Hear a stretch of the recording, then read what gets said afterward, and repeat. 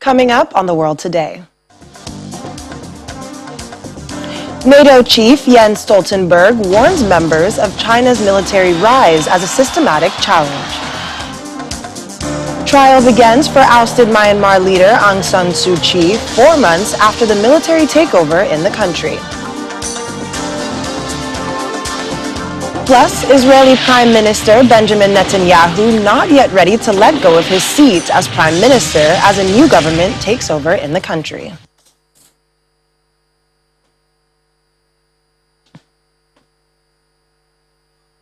A warm welcome to our viewers here in Nigeria and around the world. Thanks for joining us. I'm Akaite Afia. We began with the meeting by NATO leaders in Brussels extending discussions on China, which began at the G7 summit that held over the weekend in Cornwall, the United Kingdom. NATO Secretary General Jens Stoltenberg called on members to respond to China's rise. NATO says China's ambitions and assertive behaviors present systematic challenges to the rules-based international order and to areas of relevance alliance security. Our correspondent in Washington, Maria Bird, has been monitoring President Biden's itinerary in Europe, and she joins us now. Maria, good to see you on the program today. Thank you for having me. So, President Biden's outing at the NATO summit was quite uneventful, but he did seem fixated on assuring NATO of America's friendship and support. Considering how the previous U.S. administration related with NATO, how is America's support for NATO a boost to its continued existence and relevance, even for the United States? This relationship has been a long-standing relationship with the U.S., and the U.S. has always been a strong supporter. And so, as we know, President Biden has been a long-time politician and one in the U.S. Foreign relations framework. And so I think this is going to be a huge push, and I think that he believes this will bring the global community closer together through this. And so we know that we will definitely see a very different response and a partnership with NATO than we did in the previous administration. And Maria, today's summit appears to be an extension of the G7 summit, where China was also discussed. So how is President's outings at these two major events being perceived back home? I think these are, typically business as usual, I believe. I think this was not unexpected, the way he would respond. I do think, though, that his response as it relates to China, I think, is one that I think is getting support from some conservatives in the Republican Party. I think that having a strong hold and kind of trying to rally the global community around those issues, I think, is really a welcome piece for those individuals who might have not been strong Biden supporters prior to his taking office. All right. Well, Maria, thanks so much for joining us on the program today. Thank you for having me. China is not having any of the references made at the G7 summit and is pushing back against what it calls political manipulation after being criticized over a range of issues. G7 summit leaders had released a joint statement on Sunday urging China to respect human rights and fundamental freedoms. Issues highlighted include abuses against the Uyghur Muslim minority group and the crackdown on Hong Kong pro-democracy activists. According to the Chinese embassy in the UK, the accusations by the leaders are baseless. A spokesperson said earlier today, quote, "Stop slandering China, stop interfering in China internal affairs, and stop harming China's interest." Trial has begun for Myanmar's ousted leader, Aung San Suu Kyi, as the first witness took the stand in cases against her of illegally possessing walkie-talkie radios and breaking coronavirus protocols. The 75-year-old faces a slew of charges being overthrown by the army in a February 1st coup that cut short a decade of tentative democratic reforms and has plunged the southeast country into chaos. The Nobel Peace Prize laureate faced 3 cases today at the specially built court in the capital, Naypyidaw, where she had already appeared at preliminary hearings. 2 of the cases were linked to the possession of the radios and one under the Natural Disaster Management Law for breaching coronavirus regulations while campaigning for the election she won last November. She also faces charges of incitement, with hearings set for Tuesday, and more serious charges of violating the Official Secrets Act under the anti-corruption law. Well, let's turn to Israel now, as Prime Minister Benjamin Netanyahu bows out of office after 12 years. A new government takes over today with Naftali Bennett as Prime Minister up until 2023, following which his Foreign Minister Yair Lapid will take over as Prime Minister. Many Israelis welcome the new government, but others are concerned about the change that could come. Tenure in office included many achievements, including just over the past year, securing the vaccinations and the peace with the Emirates. At the same time, Mr. Netanyahu governed by employing a very divisive nature, a very, to some extent, divisive rhetoric vis-a-vis parts of the Israeli population and against key government professionals and professional institutions, and many Israelis thought that that should be enough, or that he served a sufficient period at the helm of Israeli politics. By and large, we don't expect any major deviation in foreign and security policy. On the main issues of ICC and Iran, the defense establishment is setting the tone in a general direction, and a Bennett-Lapid government is not expected to change that. There are many details to work out, and they will be worked out in collaboration and perhaps with an increased level of trust with the American administration. Israeli Foreign Minister Yair Lapid says Israel must change the way it deals with U.S. Democrats, who he said had been abandoned by former Prime Minister Benjamin Netanyahu. He says U.S. Republicans are important to Israel and Democrats are angry. His message comes after Netanyahu bows out of office after 12 years. The first Israeli government in 12 years gathered today for a traditional photo taken at the official residence of President Reuven Rivlin, a day after it won razor-thin majority at Israel's parliament. Netanyahu's record in office ended on Sunday with Parliament approving a majority of 60 to 59, a new administration led by Bennett, a nationalist whose views mirror Netanyahu's on many issues. And just a closer look at the events on Sunday in a raucous session in which Netanyahu's right-wing and ultra-Orthodox supporters shouted shame and liar at Bennett. Parliament voted confidence in his new administration by a razor-thin 60 to 59 majority. Naftali Bennett was sworn in shortly after as Prime Minister.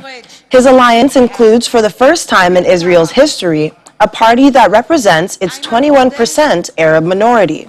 With little in common except for a desire to end Netanyahu era and political impasse that led to 4 inconclusive elections in 2 years, the coalition of left-wing, centrist, right-wing, and Arab parties is likely to be fragile.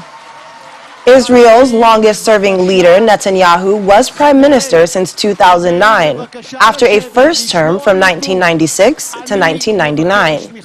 But he was weakened by his repeated failure to clinch victory in the polls since 2019, and by an ongoing corruption trial in which he has denied any wrongdoing.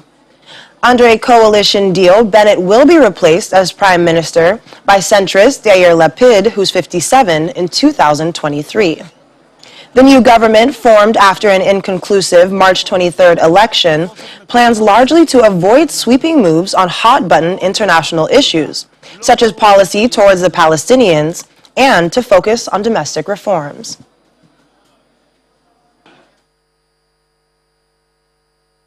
The VOA's Linda Gradstein is in Jerusalem, from where she joins us now. Linda, great to see you.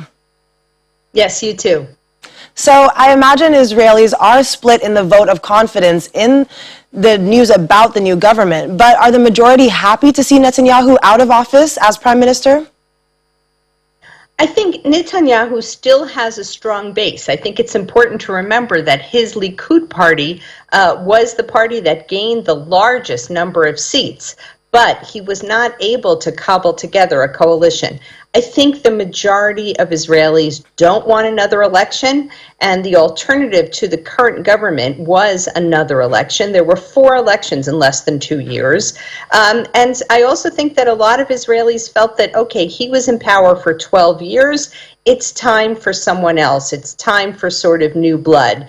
And so I think that except for his very strong base, which is still quite a significant minority of the Israeli population, I think there is a sense that it's time for something new. This new government, by the way, has 8 different parties spanning from left to right, and for the first time in Israel's history includes an Arab party, as you mentioned in the introduction.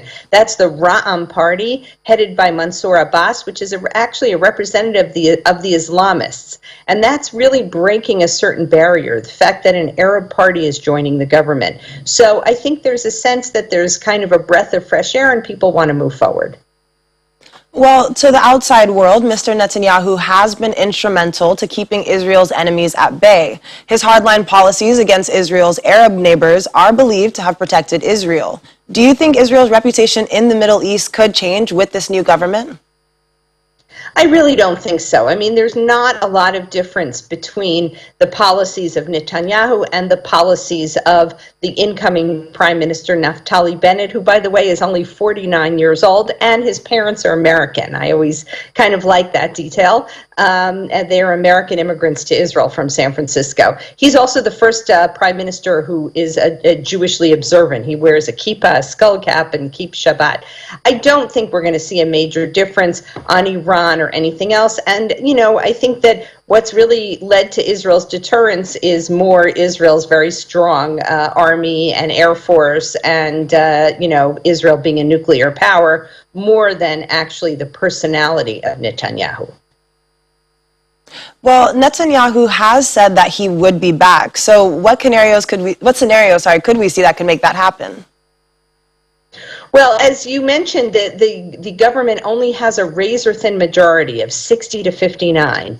So if there was a vote of no confidence in the government that failed to pass and the government fell, Israel would go to a new election, and conceivably Netanyahu could win that election. He's still the head of the opposition, and as I mentioned, he still has a strong base. And there are some in Israel who are predicting that this government will not last very long.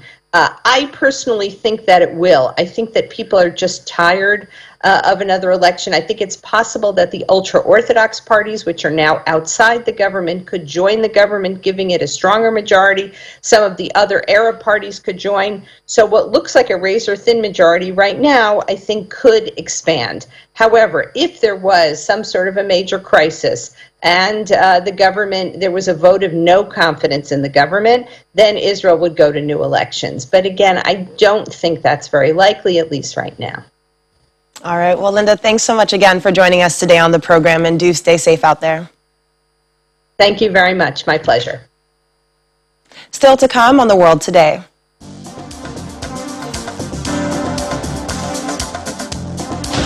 These fluffy friends are giving us all the feels. Stay with us.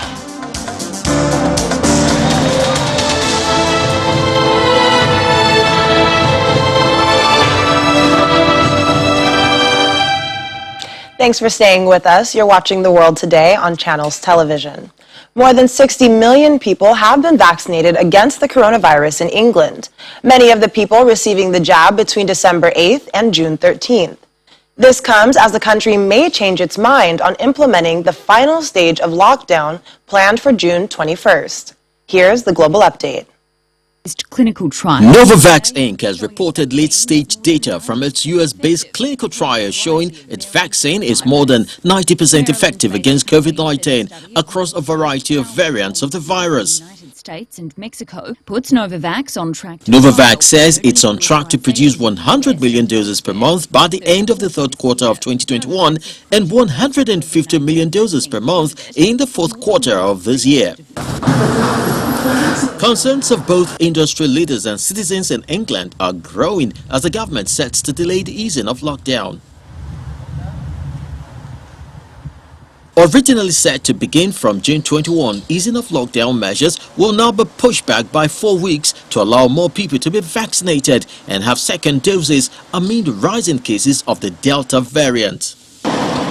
New Zealand's Director General of Health, Dr. Ashley Bloomfield, announces the suspension of the country's travel bubble with Australia's Victoria. The best thing to do at this point would be to pause flights from Victoria to New Zealand for a 72-hour period until we see what the impact is of those measures in Victoria, until we've got a better understanding of just whether there is any wider community spread in that North Melbourne community. And finally, the hard-hit country of India receives some positive news as it sees its lowest daily rise in 74 days with 70,421 new COVID-19 infections.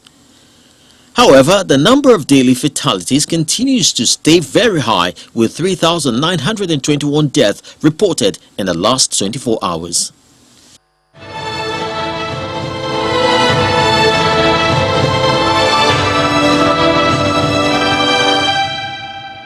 The Nigerians in Diaspora Commission held a webinar over the weekend to highlight inclusion and participation of Nigerians in the diaspora in Nigeria's democratic process.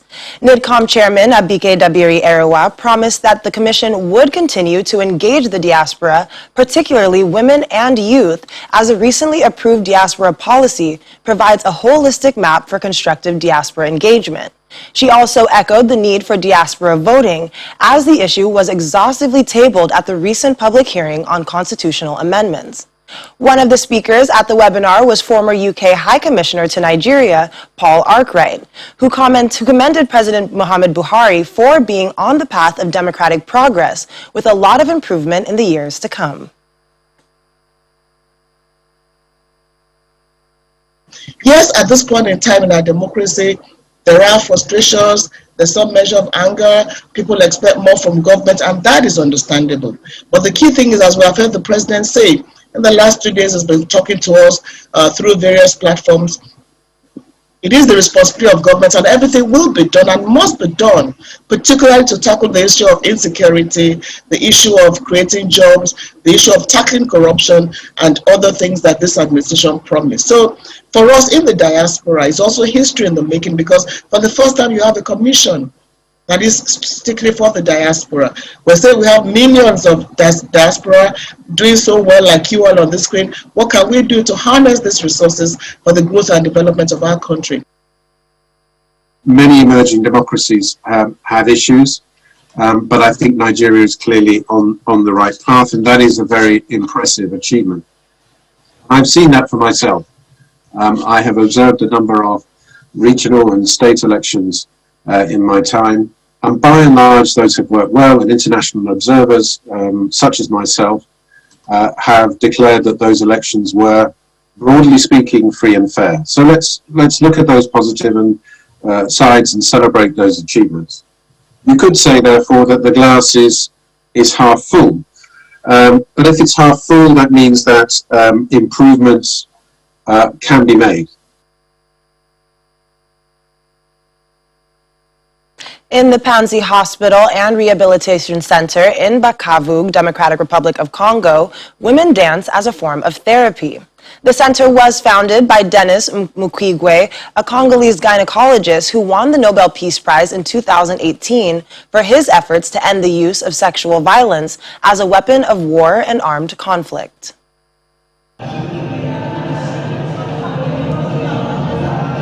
It was the silence of the traumatized young woman she saw before her that convinced dance teacher Amina Lusambu she must do something to help. So she set up dance sessions for rape survivors at a rehabilitation center attached to Panzi Hospital in Bukavu in eastern Congo, which according to hospital authorities has treated more than 60,000 survivors of sexual violence in its 20 years of operation. I started doing this because of the girls who came to us in a state of silence. They were raped at a young age and they didn't know how to express themselves. And when I saw that through dance therapy, We could diagnose them through the movements of the body. I thought, why not adapt it to the youngest rape survivors and see how it works? Now, the same women line up in brightly colored leggings for her classes, where they learn to reconnect with their bodies. The Panzi Hospital and Rehabilitation Center was founded by Denis Mukwege, a Congolese gynecologist who won the Nobel Peace Prize in 2018 for his efforts to end the use of sexual violence as a weapon of war and armed conflict. More than 60,000 women have already been treated here. We were able to organize holistic care, which means we don't just do the medical treatment anymore. We also do psychological care. We support women to reintegrate them into society by empowering them. Economically, we support them.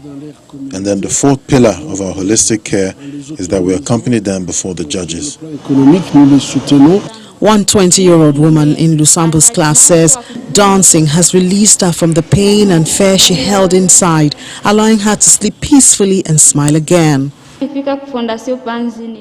I came to the Panzani Foundation, I was in a very bad state. I was too scared. I was hiding and didn't even want others to see me. But thanks to dance therapy, I began to approach people. I understood that my life was not yet over. I realized that I was still important in society. Dance therapy took away all the fear I had.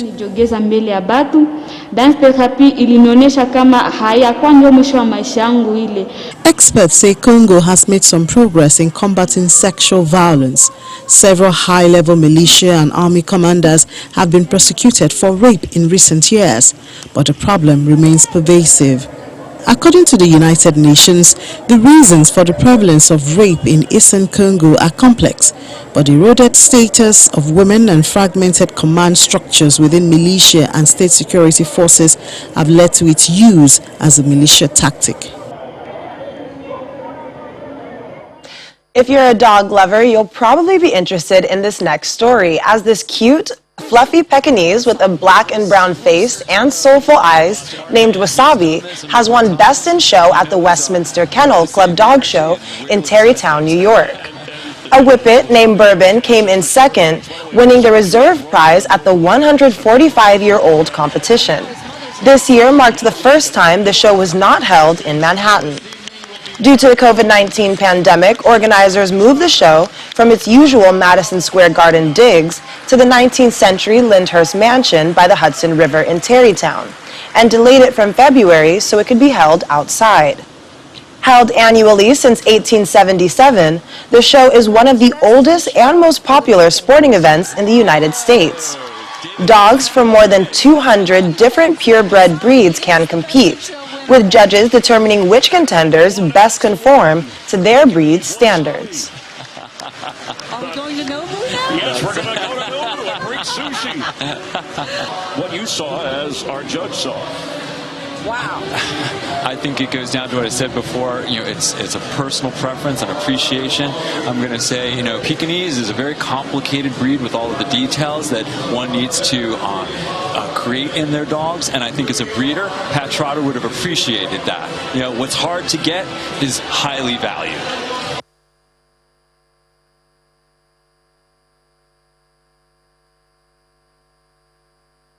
Well, that's definitely very interesting, and congratulations to Wasabi, and his owner, I'm sure, is very proud. That's all we have on the program today. I'm Akaite Afia. Have a great evening and stay safe.